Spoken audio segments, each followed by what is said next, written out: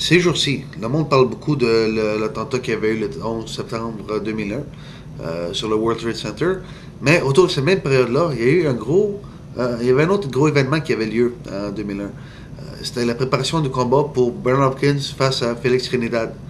Le combat devait avoir lieu, je crois, initialement aux alentours du 11, mais ça avait été repoussé un peu à cause bien sûr, de l'événement. Donc, ça avait été repoussé au 29 septembre. Et il y en a qui disent que ça a pu affecter la préparation de Trinidad, malgré que Hopkins était sûrement autant affecté.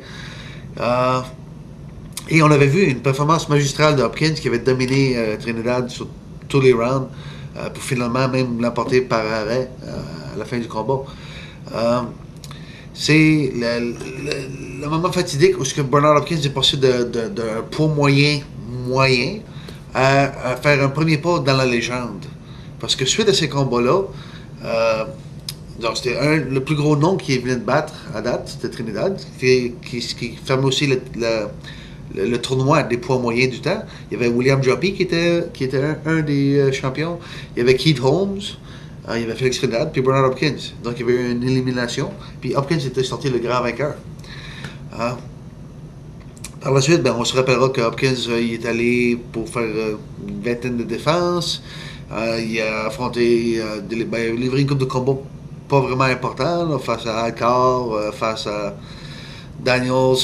Euh, mais il était trop gros, mais il a battu de Loya qui s'est rajouté, ça fait une fleur de plus à son chapeau. Mais puis il a livré deux beaux combats contre Taylor, qui étaient controversés, mais des beaux combats tout de même. Et il a fini de belle façon face à Antonio Tarver. Mais vraiment, le septembre 2001 a été le moment fatidique où l'entrée de Hopkins, le début de son entrée dans la légende, a pris lieu.